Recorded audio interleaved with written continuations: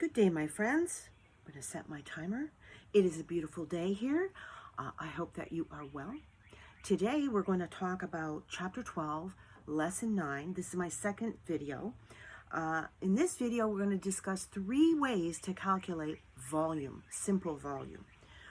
First of all, you should know what volume is. Volume measures the space that a 3-dimensional object takes up. This board that I have, for example, it's a 2D shape. It has a length and a width. So I can't calculate the volume. I would calculate the area. But if I had a bucket, for example, I could calculate the volume if I know the length, the width, and the height. Those are the 3 dimensions that you need to calculate simple volume. So, of course, we are going to use our 4 steps, but there are 3 different ways to calculate volume. And it just depends on the information that you're given. So before you start calculating, you have to actually stop and think for a second. What information does this question give me? Now, you have a note on the 3 ways. It's for Chapter 12, Lessons 8 and 9 down here at the bottom. And it looks like this.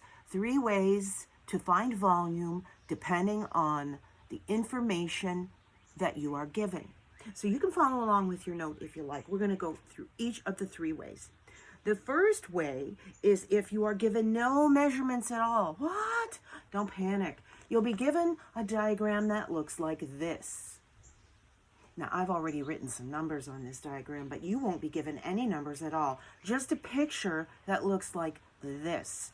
And it will tell you what sort of units. It may even just say units. That's okay. We'll use that as the units. So when you are given no measurements at all, they have to give you a diagram that is divided into these what we call blocks or units. That way you can figure out what the volume is, and you probably won't even need a formula. You just need to count. So you can see possibly up here I have counted 1, 2, 3, 4, 5, 6 blocks in the top layer. It's kind of like a cake. Recipes, cakes, it's all about the cooking here. So we have in the first layer 6 blocks or units. If they don't tell you, your units are units. So how many do you think we have in the second layer?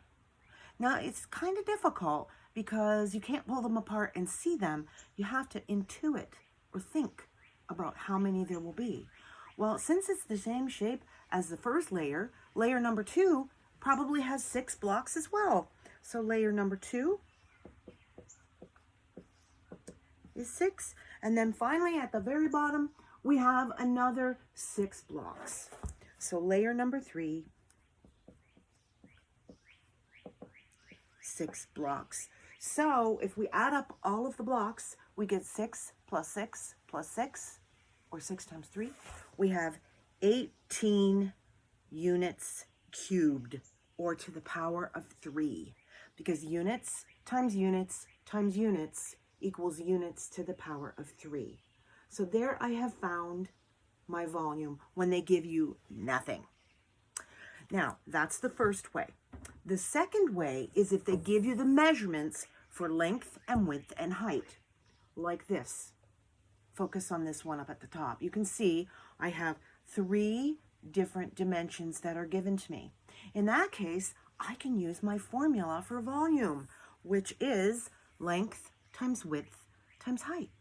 So the first step, of course, state the formula. So volume equals length times width times height. Step number 1 right there. Step number 2, substitution. Take out the letters, put in the numbers. And I don't really care about the order, like length, width, height. I don't really care because the commutative property of multiplication tells me I don't really need to care. I'm going to get the right answer anyway. So don't stress over which one's the length, which one's the width. It depends on how you turn the box, right? So I don't worry about that. So 7 inches times 5 inches times 6 inches equals. Our next step is calculation. Now, you can do this any way you want, but I like to use the tens trick. So you can multiply in any order you want. So in this case, I'm going to do 6 times 5, which is 30, right? And then And you can do this in several steps if you want. I'm going to do that here. There's my timer. So that gives me 7 inches times 30 inches squared equals, well, now I can use my tens trick, right? 7 times 3 is 21 with a 0 on the end. I get 210 inches to the power of 3, because inches times inches times inches is inches cubed. And now I have my answer. Not that hard when you use the 4 steps. That's if they give you all 3 dimensions, but sometimes what they do is they get a little bit tricky. And some of you smarty pants will have noticed, wait a minute, look at that formula for volume. What do you see in the middle there? What do you see in the middle there? Let me highlight for you that in blue. Oh my. Is that not the area? Yes, it is. Yes, it is. So sometimes you'll get a diagram that looks like this. You see that one at the bottom there with the arrow? What they've done is they've calculated for you the area of the bottom, which they like to call the base. So when you get a diagram that looks like that, where they've done some of the calculation, you have a bit of a different formula.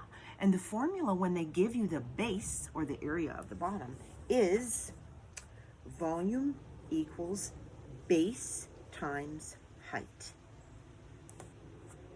Really the same formula. They've just done part of the calculating. So I state my formula, base times height. The steps are just the same.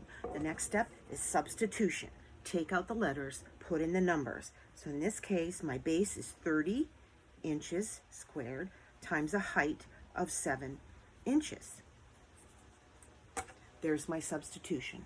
My calculation, always use the tens trick if you have a multiple of 10.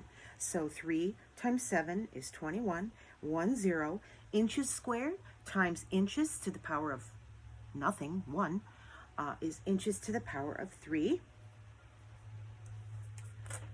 And that's my last step, calculation and then units. And there it is right there. So you can see that there are 3 ways to calculate volume, and it just depends on what kind of information that they give you, and you will be getting different kinds. So when they ask for volume, take a second, look at the information you're given. If you're given no information, you're going to have to count cubes. If you're given 3 dimensions, you use volume equals length times width times height. If you are given the base and the height, you use the formula volume equals base times height. Whenever you're using a formula, you use the 4 steps to using a formula. So the nice lady in the room will tell you all about your assignment for today. But if you have any questions, remember, you have your note to fall back on. Check that first. If you're still confused, raise your hand and ask a question, and I will help you. Take care. Have a great day. Bye now.